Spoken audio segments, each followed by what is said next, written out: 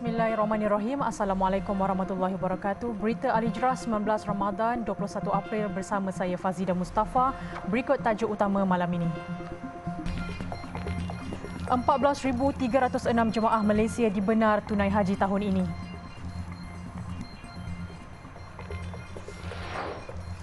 Juga sindiket jual kad ATM tumpas.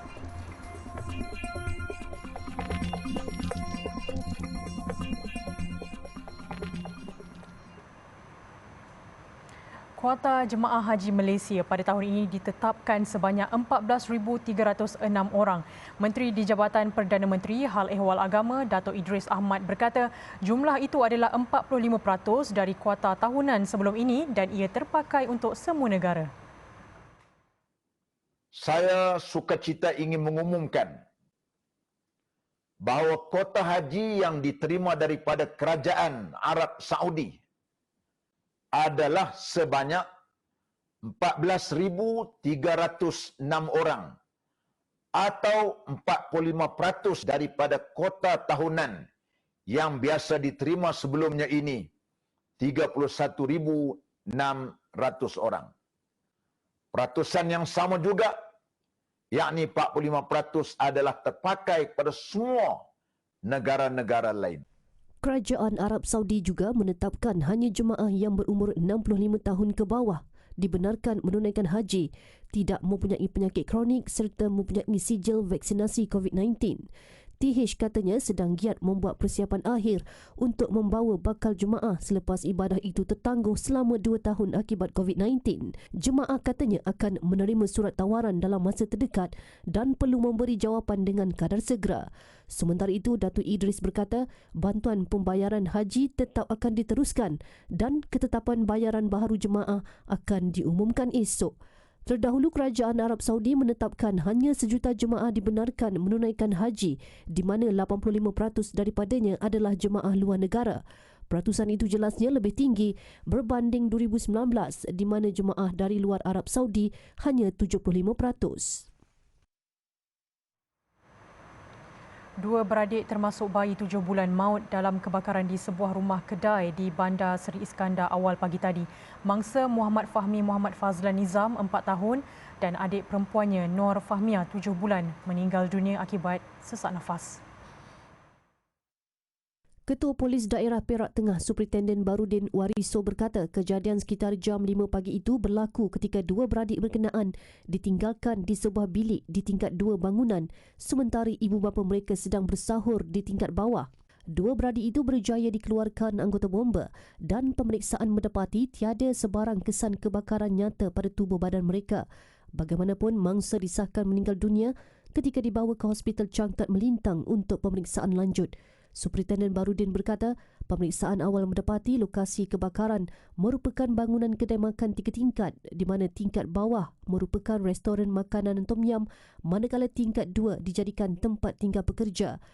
Ketika kejadian, hanya 2 kanak-kanak itu yang juga anak pemilik restoran berada di tingkat 2 terbabit manakala ibu bapa dan pekerja lain berada di tingkat bawah. Bedah siasat yang dijalankan tengah hari tadi mengesahkan punca kematian mangsa akibat terhidu asap. Kira-kira 900 penduduk hilang tempat tinggal dalam kebakaran melibatkan 100 pintu rumah kongsi di penempatan sementara Kampung Bangau-Bangau pada 11.35 malam semalam. 12 anggota bomba bersama pegawai sempurna dengan 2 jentera termasuk EMRS ke lokasi kejadian. Sebaik bom bertiba, 10 blok rumah kongsi menempatkan lebih 900 penduduk telah musnah terbakar. Bomba segera melakukan operasi pemadaman bagi mengelak api merebak ke kawasan penempatan lain. Api berjaya dikawal 12.46 tengah malam. Tiada kecederaan atau kemalangan jiwa dilaporkan berlaku dalam insiden kebakaran tersebut. Kawasan ini merupakan penempatan sementara yang dibina kerajaan untuk mangsa kebakaran rumah atas air Kampung Bangau-Bangau yang berlaku pada 2017.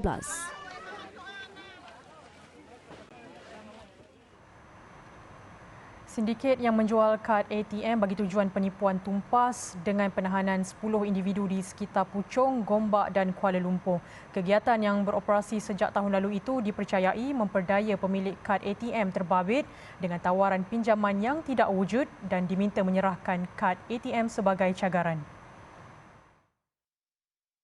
Ketua Polis Daerah Serdang, Asisten Komisioner A. Ambalagan berkata, kad ATM dan akaun bank terbabit dijual kepada sindiket lain dengan harga lebih RM2,500 sekeping. Modus operandi sindiket itu dibongkarkan Jabatan Siasatan Jenayah Komersial JSJK Daerah Serdang dan polis turut merampas telefon bimbit, kad ATM, kad SIM MyTPG Singapura, wang tunai dan kereta.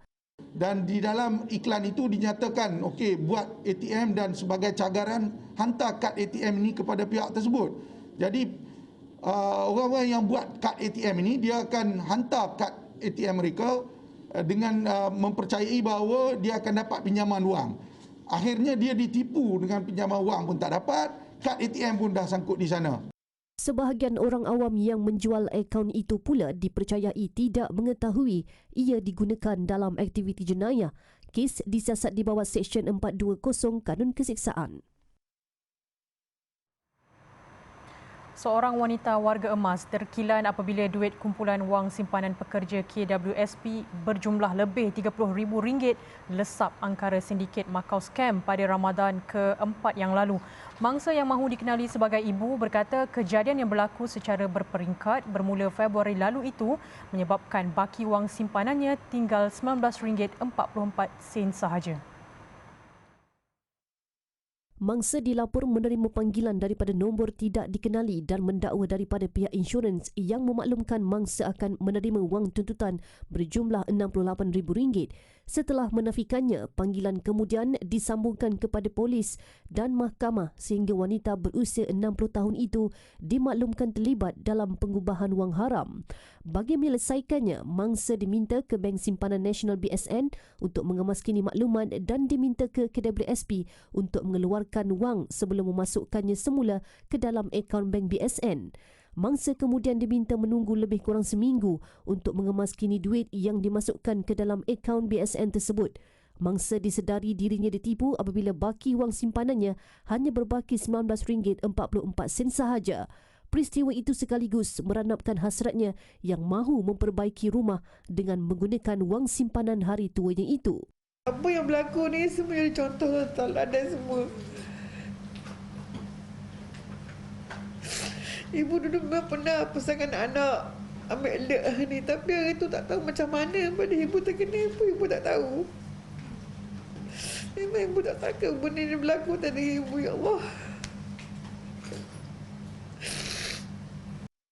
Mangsa yang telah membuat laporan polis di Ibu Pejabat Polis Daerah IPD Kuantan berharap sindiket penipuan dapat dibantras agar tiada lagi mangsa sepertinya. Lembaga Hasil Dalam Negeri Malaysia LHDN mengesan satu sindiket yang menggunakan nama pegawai LHDN untuk membuat perolehan serta pembelian aset daripada sebuah syarikat perabot. Pihaknya dalam pada itu mengingatkan orang ramai untuk tidak terpedaya dengan sindiket penipuan yang menyamar sebagai pegawainya. Jelas LHDN, sindiket ini menyediakan 2 kad nama palsu menggunakan nama pegawai bagi membolehkan mereka membuat pesanan pembelian peralatan perabot untuk kegunaan pejabat LHDN. Bagi meyakinkan lagi mangsa, sindiket ini turut menyediakan dokumen pesanan pembelian purchase order palsu. Dokumen berkenaan mengandungi butiran jenis-jenis peralatan perabot yang ingin dipesan serta turut dilengkapi dengan tanda tangan palsu pegawai LHDN.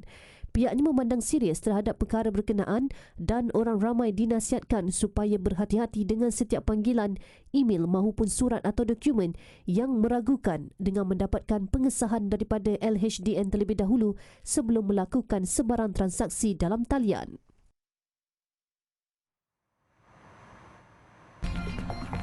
Selepas ini, 111 tahanan etnik Rohingya masih diburu.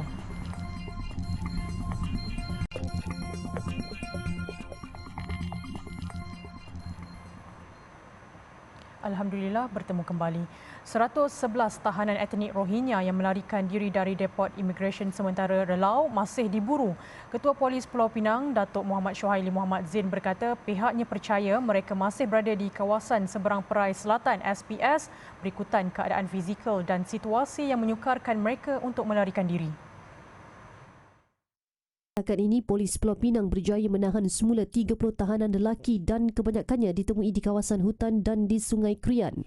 Usaha mencari juga akan terus diperhebatkan dan pihaknya juga telah memohon bantuan unit udara dari Bukit Aman untuk melakukan pencarian menggunakan helikopter. Beliau berkata demikian pada sidang media berhubung perkembangan terkini pencarian pelarian etnik Rohingya yang melarikan diri dari depoh imigresen sementara Relau di Bandar Baharu Kedah semalam. Dalam kejadian semalam, seramai 528 warga asing etnik Rohingya yang juga tahanan di depoh imigresen sementara Relau melarikan diri dari depoh tersebut selepas berlaku rusuhan kecil. Daripada 528 tersebut, lebih 357 telah dikesan semula, termasuk 6 yang maut selepas terlibat dalam kemalangan ketika melintas Lebuh Raya Plus di kilometer 168 menghala selatan berhampiran kawasan Jawi.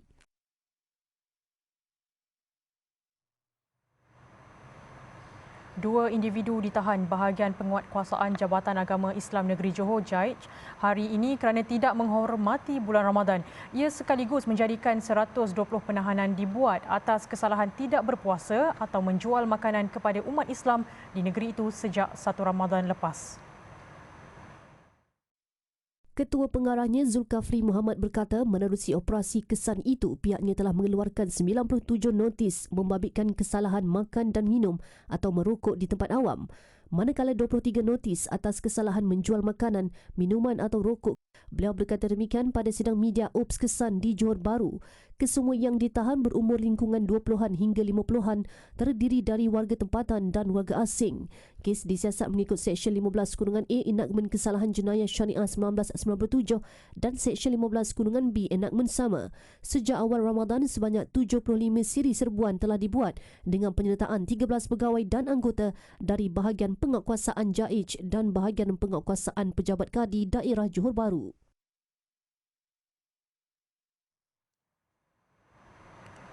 $22 jenis barangan ditetapkan di bawah skim harga maksimum musim perayaan berkuat kuasa 26 April sehingga 6 Mei depan.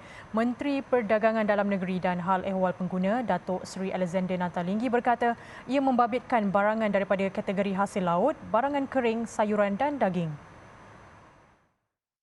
Turut dikuatkuasakan 6 barangan bagi harga ayam dan telur ayam. Harga runcit maksimum ayam yang ditetapkan pada harga RM8.90 sekilogram yang bermula 5 Februari lalu diteruskan sehingga 5 Jun. Manakala harga telur ayam semua grade kekal di bawah harga kawalan skim tersebut. Jumlah barangan harga terkawal bagi pelaksanaan penentuan harga maksimum ayam dan telur ayam serta skim harga maksimum musim perayaan 2022 adalah melibatkan 28 jenis barangan daripada kategori ayam, telur ayam, sayur, barangan kering, sayuran dan daging.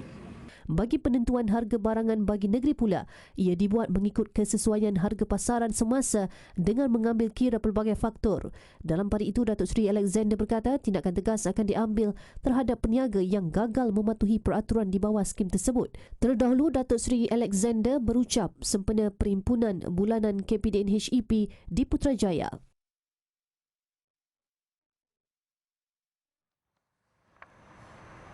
Sebanyak RM35.6 bilion keuntungan telah diagihkan Lembaga Tabung Haji TH kepada pendepositnya sejak 56 tahun lalu.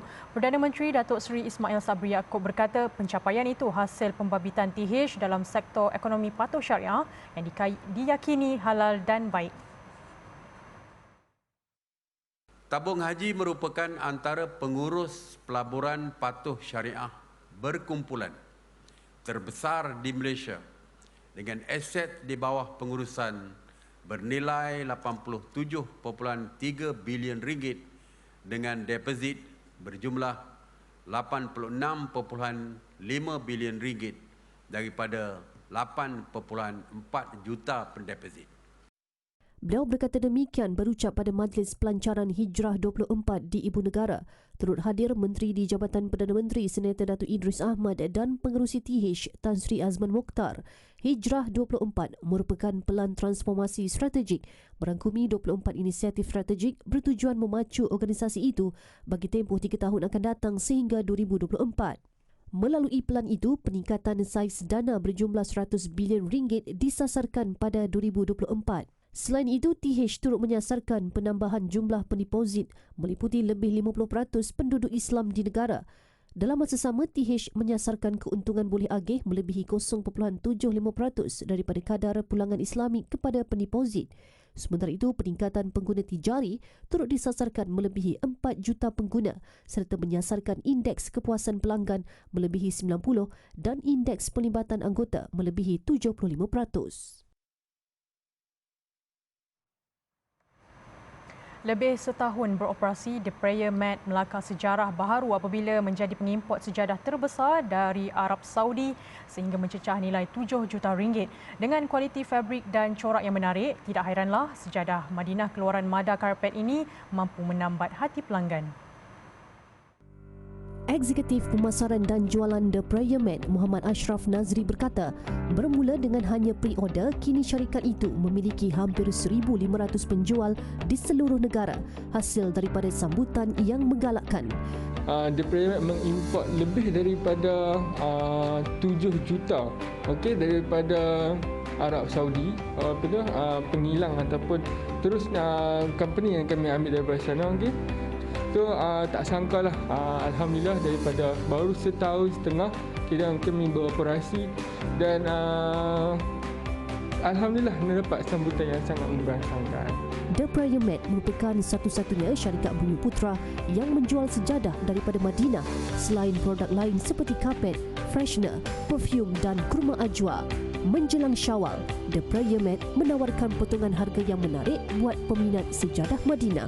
Untuk sejadah yang baharu iaitu sejadah koleksi Persian dengan tawaran harga daripada 189 dan promosi sebanyak RM20 potongan harga dan sekarang dapat harga sebanyak RM169 sahaja.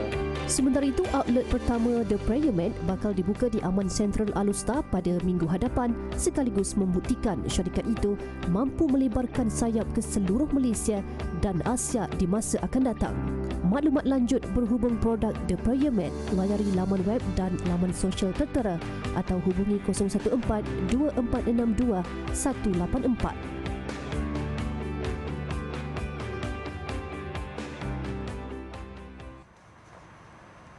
Nikmatilah pengalaman berbuka puasa dalam suasana kehijauan alam semula jadi di Lurah Bilut. Iftar bersama Dinos di Bilut Agro Farm and Retreat menyajikan pelbagai menu unik dan istimewa berasaskan daging rusa seperti rendang rusa, rusa masak lemak, rusa masak halia dan bihun sup rusa. Di samping itu, sambil menunggu waktu berbuka puasa, pengunjung terutamanya kanak-kanak berpeluang mendekati haiwan-haiwan peliharaan yang terdapat di sana seperti rusa, kambing, arnab, ayam hutan dan lain-lain. Untuk maklumat lanjut, sila hubungi nombor tertera atau layari hyperlink www.dbilut.com.my.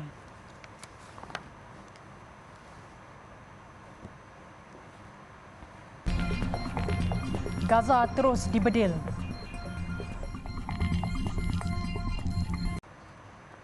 Israel terus membedil Gaza. Sebelum subuh waktu tempatan, tentera udara Zionis melancarkan serangan udara bertubi-tubi ke tengah bandar Gaza. Serangan balas itu dilakukan selepas sebuah roket dilancarkan dari Gaza dan mendarat di selatan Israel. Zionis menyasarkan pos keselamatan dan sebahagian daripada kemudahan bawah tanah yang digunakan Brigade Al-Qassam untuk menghasilkan enjin roket. Selain serangan udara, tentera Zionis terus mengganggu-gugat jemaah di Masjidil Aqsa. Mereka melempar mercun ke dalam masjid dan menyebabkan 8 jemaah cedera. Malah tentera Bennett menghalau penduduk Palestin yang berada di perkarangan Masjidil Aqsa. Sejak Mac, tentera Zionis sudah membunuh sekurang-kurangnya 29 penduduk Palestin menerusi siri serbuan di tebing barat.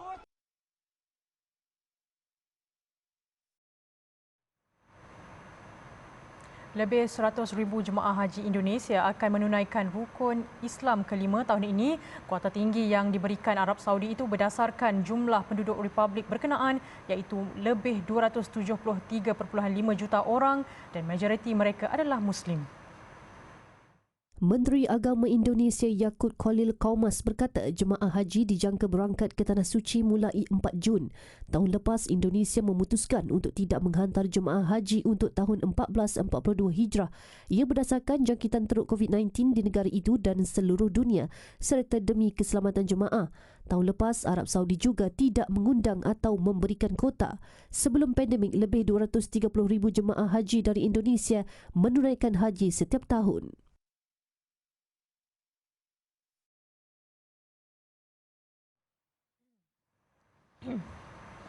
Pemegang visa umrah Arab Saudi dibenarkan untuk bergerak ke seluruh negara itu. Kementerian Umrah dan Haji negara itu sebelum ini memaklumkan tempoh penginapan bagi ketibaan dengan visa umrah ialah 30 hari. Menurut kementerian itu, jemaah umrah bebas bergerak antara kota Mekah dan Madinah serta merentasi semua bandar semasa berada di sana. Beberapa langkah berjaga-jaga termasuk membatalkan permit solat di Masjidil Haram di Makkah dan melawat Masjid Nabawi di Madinah ditarik balik. Pemeriksaan imunisasi untuk memasuki kedua-dua tapak suci itu dibatalkan untuk semua jemaah. Data imunisasi yang pernah diwajibkan bagi umat Islam di luar negara untuk mendapatkan permit umrah juga dibatalkan. Laporan mandatori keputusan ujian PCR negatif untuk mendapatkan akses ke kedua-dua tempat suci juga tidak perlu dilakukan.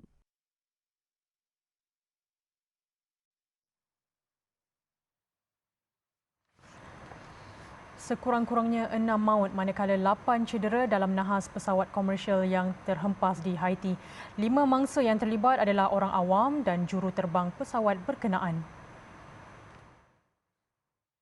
Menurut pihak berkuasa, juruterbang pesawat itu meninggal dunia selepas tiba di hospital. Pesawat terbabit terhempas sejurus berlepas dari lapangan terbang Port-au-Prince. Sementara itu, berdasarkan rakaman video yang dimuat naik di laman Twitter oleh penduduk tempatan, mayat dilihat bergelimpangan di kawasan insiden terbabit. Dalam masa sama, semua yang cedera dihantar ke hospital bagi mendapatkan rawatan lanjut. Insiden dikatakan berpunca dari kegagalan enjin berfungsi dan juruterbang sempat menghantar amaran kecemasan kepada pusat penerbangan Haiti sebelum pesawat terhempas.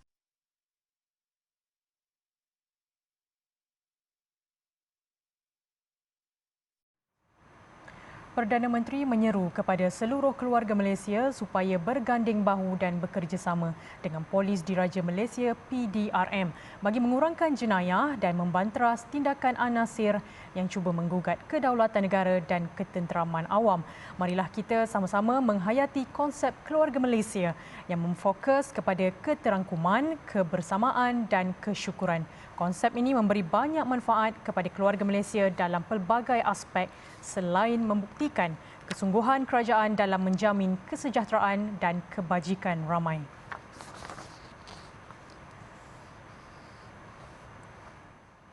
Sekian berita Al-Hijrah. Ikuti berita Al-Hijrah di Facebook, Instagram, Twitter, YouTube dan TikTok serta layari alhijrahnews.com untuk lagi berita-berita pilihan, eksklusif dan menarik. Saya Fazida Mustafa. Assalamualaikum warahmatullahi wabarakatuh dan selamat berterawih.